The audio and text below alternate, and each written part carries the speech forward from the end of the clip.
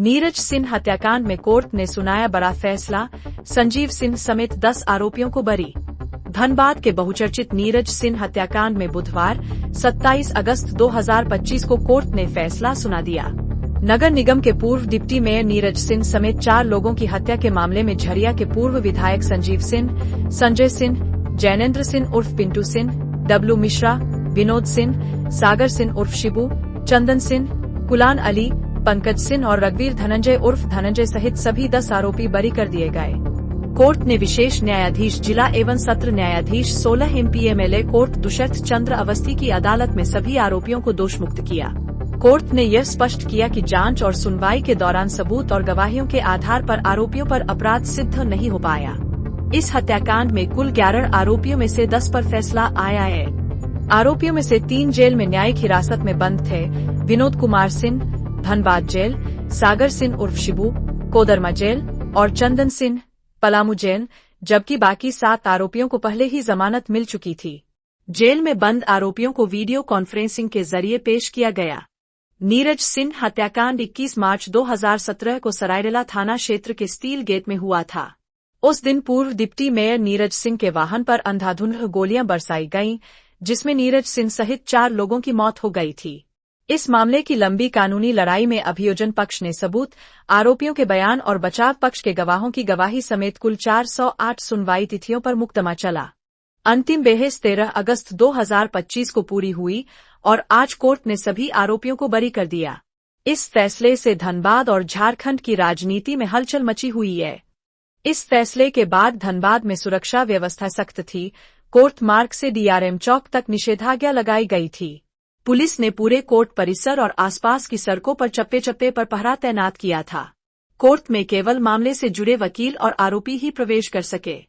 नीरज सिंह हत्याकांड सिर्फ एक हत्या मामले का अंत नहीं है, बल्कि कोयलांचल की राजनीति और स्थानीय सत्ता संतुलन पर इसका गहरा प्रभाव पड़ने की संभावना है। आज जो जीत आप लोगों को मिली है, क्या कुछ कहना चाहेंगे? सच्चाई की जीत हुई है, सत्य की जीत हुई है और मुझे आशा थी कि आज नहीं तो कल न्यायालय में मुझे न्याय मिलेगी, सो आज न्यायालय में। लेकिन एक सवाल होता है मैडम कि आज विधायक जी का विधायकी गया, काफ़ी दिन इन्हें जेल में रहना पड़ा, क्या कुछ कहना चाहेंगे? देखिए, यही चीज़ का कष्ट है। न्याय तो मिला, सच्चाई की जीत हुई, सब कुछ हुई, बहुत कुछ है। पूरे कोयलांचल में खुशी का लहर है। लेकिन कहीं ना कहीं मुझे कष्ट भी है कि मेरा 8 साल जो बर्बाद हुआ, आज 8 साल का भरपाई कौन भरेगा? जिन लोगों ने षड्यंत्र कर एक बेगुनाह को फंसाया। लेकिन आप सबके ही माध्यम से हम बोल रहे हैं कि आज के बाद मेरा उद्देश्य रहेगा कि जिन लोगों ने जो अधिकारी जो अपना पैकेट भरने के चक्कर में किसी बेगुनाह को अपना पेन और कॉपी का जो गलत इस्तेमाल किया और किस तरह से झूठा केस का एक बुनियाद खड़ा किया, जिसका आप देखें कि उदाहरण जीता जागता उधर के 1 महीना में चिट्ठा खुल गया सामने, सबके सामने, कि पूरा का पूरा ये केस झूठ की बुनियाद पे खड़ा थी और जिसका परिणाम है कि हम लोग का आज न्याय मिला। आप देख रहे हैं कि ये अधिकारी जब हमारे साथ ऐसा कर सकता है तो बाकी आम लोगों के साथ ये लोग क्या करते हैं। तो हम यही सोच रहे हैं कि इसके साथ भी यही होना चाहिए, ताकि आइंदा ऐसा किसी बेगुनाह के साथ कोई भी अधिकारी ऐसा काम करने से हिचकिचाए, उसे भी महसूस हो कि अपना घर परिवार दूर होने से क्या दर्द होता है।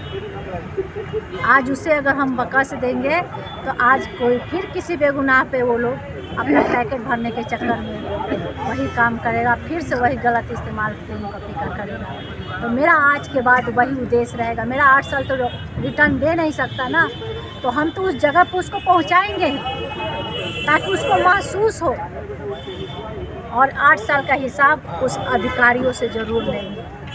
मेरा यही उद्देश्य है। बाकी न्यायालय में जो मुझे न्याय मिली है, इसका तो मैं मतलब जितना भी धन्यवाद करूँ उतना भी मेरे बहुत कम है। प्रभु भोलेनाथ जो खुशी भरे हैं। आज जिस तरह से बप्पा गणपति बप्पा का दिन है, कष्ट हरता है, दुख हरता है, सारे कष्ट हरते हुए आज उनका भी फैसला था, वो भी सुन रहे थे, वो भी देख रहे थे और उनका भी एक निर्णय था कि आज नहीं, आज मेरा फैसला होगा। झूठ पे झूठ, झूठ पे झूठ, वो भी सुनकर उब गए थे और वो भी अपना फैसला सुनाए, जिसका परिणाम है कि खुशी का रहा। 8.5 साल की तपस्या और एक ऐतिहासिक जीत आपके लिए है, क्योंकि 8.5 साल कम समय नहीं होता है और राजनीतिक गलियारों में कहीं ना कहीं आप लोगों की छवि को धूमिल करने का प्रयास किया गया था। इस पर आप क्या कहते हैं? देखिए, ये तो सच्चाई है कि ये लोगों का विधायक जी को फंसाने का तो एक ही मकसद था कि इनका राजनीतिक कैरियर को खराब करे, इनका बढ़ते हुए लोकप्रियता से घबराकर, क्योंकि इनका जो जीत उस समय 14 में जो जीत हुई थी, ऐतिहासिक जीत हुई थी, 40,000 से जो जीत हुई थी, लोगों के अंदर खलबली मच गई थी और लोगों ने लगा कि अब यही मौका है कि इनको हम समेट दें और उसी दौरान इन लोगों ने झूठा एक षड्यंत्र रचा और फिर इनको फंसा दिया।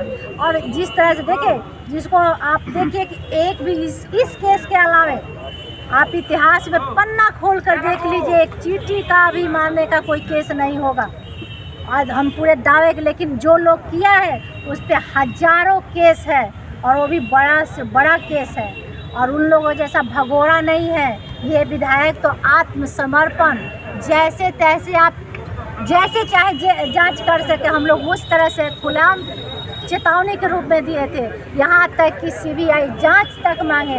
वो लोग एक भी दिखाए ना कि हम सीबीआई जांच मांगे, जिनकी सरकार थी, जो लोग सत्ता में थे, वो लोग सीबीआई मांग नहीं किए, उनका ही सरकार ना। ये भी सोचा गया कि इनको जब जेल में वो गिरे, उनका गंभीर चोट लगा, तो लोगों का यही प्रयास है कि इनका अच्छा इलाज भी ना हो, ताकि ये शारीरिक रूप से लेकर मानसिक स्थिति भी इनका खराब हो जाए। लेकिन फिर भी हम अपना प्रयास से उनको रांची, भले ही सरकारी अस्पताल हो, उनमें भी हम इलाज कराते रहे, लंबे समय 2 साल इलाज कराए और जैसे बेल हुआ हम लगा बाहर ले गए। हायर सेंटर में बहुत बेहतर इलाज हुआ, डॉक्टर के सलाह से बहुत बेहतर तरीके से धीरे धीरे सुधार हो रहा है। बहुत जल्द सबके बीच होंगे, क्योंकि बोला गया है कि भाई अब तो अगर ज़्यादा लेट होता तो बहुत ज़्यादा खराब होता। आज समय पे ले गए। आज कोयलांचल के जनता को क्या संदेश? कोयलांचल के जनता तो मेरा ताकत, मेरा हिम्मत, मेरा परिवार, उन्हीं का बदौलत तो आज हम 8 साल से टिके थे और वही लोग तो मुझे खड़ा किए और हिम्मत दिए, क्योंकि वो लोग जान रहे थे कि इस कोयलांचल में एक ही परिवार है जो इंसाफ के लिए और हर एक व्यक्ति के लिए बुलंदियों से लड़ने के लिए पहले अगर कोई खड़ा होता है तो वो संजीव सिंह है और सिंह मेंशन परिवार है। और आज तक किसी पे उंगली उठाने वाला इस परिवार में कोई उंगली दाग नहीं है, लेकिन इन लोगों ने दाग और छवि खराब करने के लिए लगातार प्रयास किया, जिसका परिणाम है कि कोर्ट और न्यायालय में जिस तरह से चिट्ठा खोलकर आज पूरे इनके मुंह पे तमाचे के साथ मुझे इंसाफ और न्याय मिला।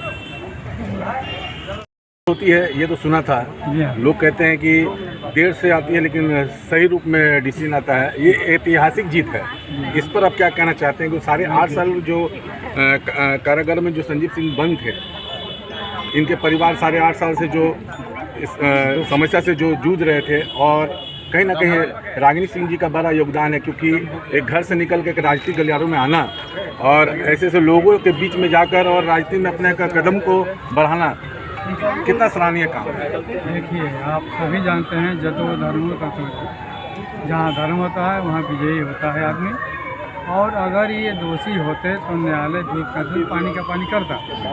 इनको जो भी गलतफहमी में और साजिश के तहत जो जेल में रखा गया वो बहुत ही निंदनीय काम है और इस पर माननीय विधायक जी अपना बयान दे चुकी हैं।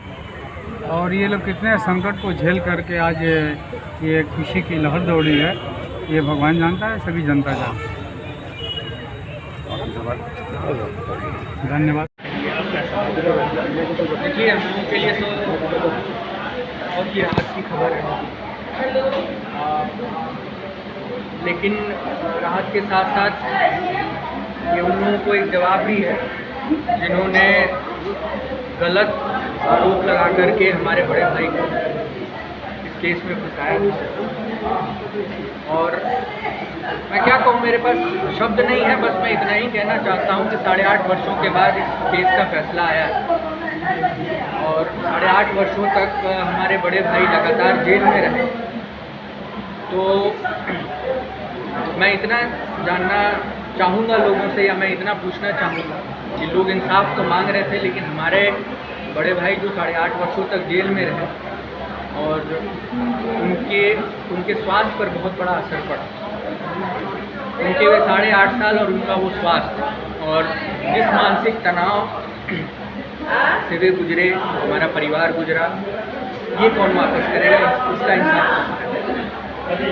बहरहाल हम लोग माननीय न्यायालय का बहुत बहुत आभार प्रकट करते हैं और धन्यवाद देते हैं, क्योंकि शुरू से ही जिस दिन से उनके ऊपर आरोप लगा उन्होंने जांच में पूरा सहयोग किया था। और जब उन्हें पता चला, जब उनको बोला गया कि भाई आपको जेल जाना है, वो बिल्कुल उन्होंने जो एक कर्तव्यनिष्ठ नागरिक का कर्तव्य होता है वो उन्होंने निभाया, क्योंकि हम लोगों को न्यायिक प्रक्रिया के ऊपर पूरा भरोसा है। और आज हुआ वही, न्याय की जीत हुई। हमारे बड़े भाई आज हमारे साथ, हम सभी के साथ।